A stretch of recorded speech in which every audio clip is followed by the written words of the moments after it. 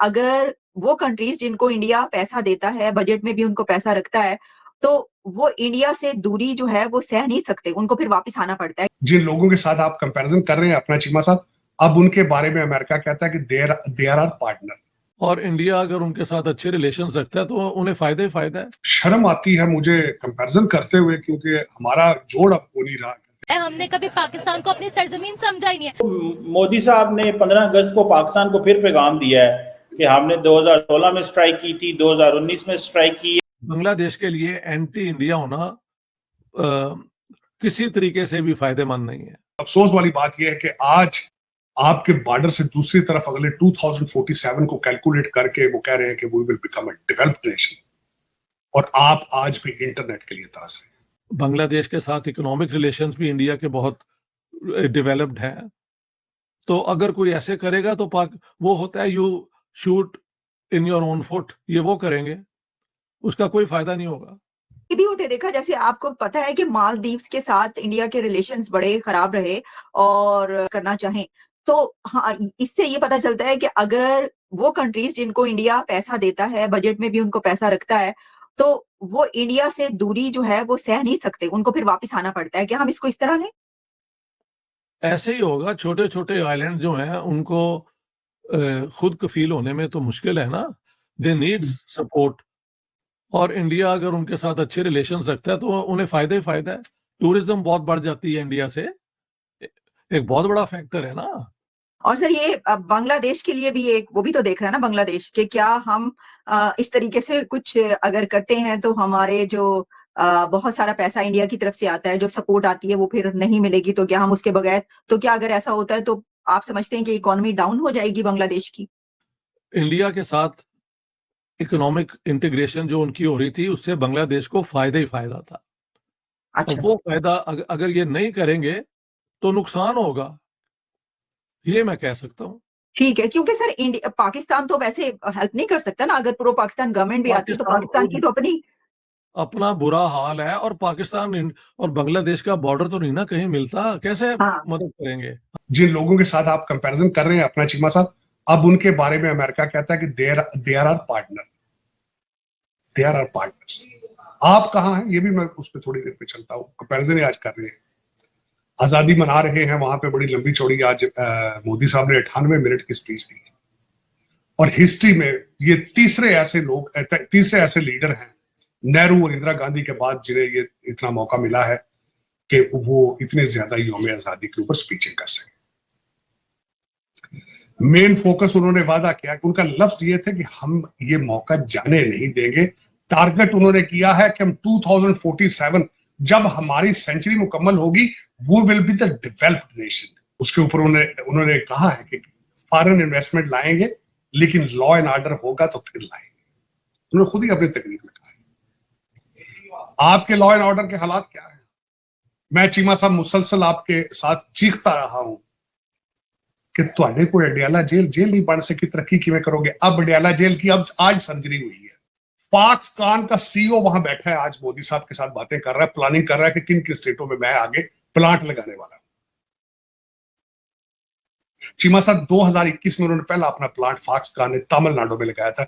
इस वक्त दुनिया का सबसे बड़ा टेक मैन्युफैक्चरिंग फॉक्सकॉन है ताइवान का। आप कहां हैं? मैं बता देता, आपने खुद बताया कि इंटरनेट काम नहीं कर।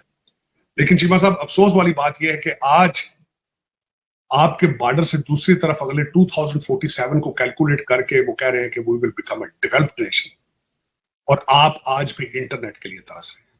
और जो नवाज शरीफ साहब से अर्ज है, कहते हैं ना बिजली के रेट कम करो, आपके साथ दूसरी तरफ जितने किसान हैं उनकी बिजली फ्री, इंडिया में बिजली फ्री।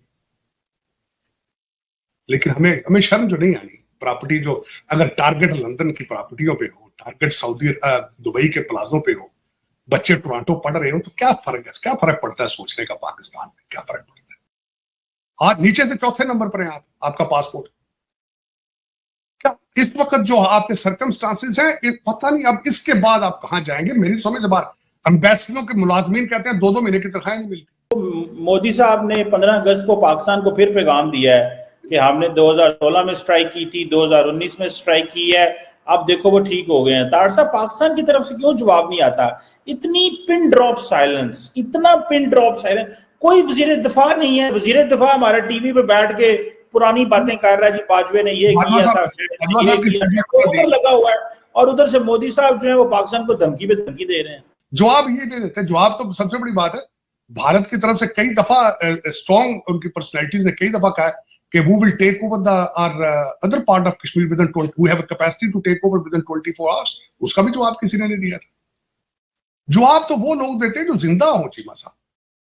लंदन से अब जवाब क्या है? लंदन से अगर आप डायरेक्ट सारा दिन आप अपने अकाउंट चेक करते हो कि अब इतने पैसे रह गए, इतने कम पड़ रहे हैं, हमने तो वापस चले जा रहे हैं, तो आप जवाब आप उनको क्यों देंगे जवाब? उनका फोकस इस वक्त इंडिपेंडेंट अपना स्ट्रेटेजिक ऑटोनॉमी है, वो कहते हैं हमने रखनी है, तो उस पे वैसे वो they are doing remarkable work. उसके ऊपर वो ना वो अपने मर्जी के पार्टनर्स के साथ जाते हैं, रशिया के साथ they are in love with them right now again, और तेल भी उनसे ले रहे हैं। और कि मोदी साहब ने अपनी स्पीच में जो मैं कंपैरिजन कर रहा था, उन्होंने कहा 2036 के ओलंपिक्स की बिड भी वो भी भारत में कराएंगे, और आप इंटरनेट पे बैठे, आप देखिए फासला कितना है। एक कंट्री 2036 के ओलंपिक वहां पे कराने का सोच रहा है, पाकिस्तान वहां अपने प्लांट पे प्लांट लगा रहा है, और आप अपना देख लीजिए। स्वतंत्रता दिवस के मौके पर प्राइम मिनिस्टर मोदी ने स्पीच दी और ये इतिहास की सबसे लंबी स्पीच थी। इसके पहले किसी भी प्राइम मिनिस्टर ने इतनी लंबी स्पीच नहीं दी, और इस दौरान उन्होंने बहुत ही क्रूशल और बहुत ही हॉट टॉपिक्स को टच किया, जिसमें से मेन था बांग्लादेश के हिंदुओं की बात, उसके अलावा ओलंपिक्स, पाकिस्तान पर स्ट्राइक्स और कई सारे ऐसे मुद्दों को उन्होंने छुआ जो कि बहुत ही ज़रूरी थे डिस्कस करने, जिनमें से वुमेन सेफ्टी भी था।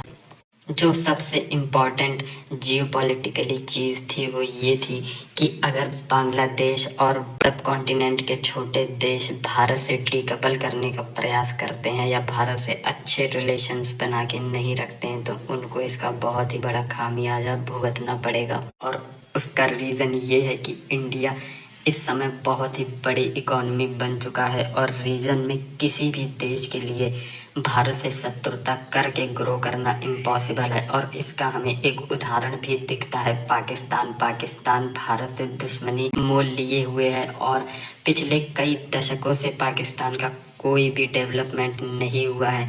पाकिस्तान में सिर्फ डिस्ट्रक्शन है, और ये चीज़ आगे भी चलती रहेगी अगर पाकिस्तान ने अपना कंडक्ट ठीक नहीं किया तो।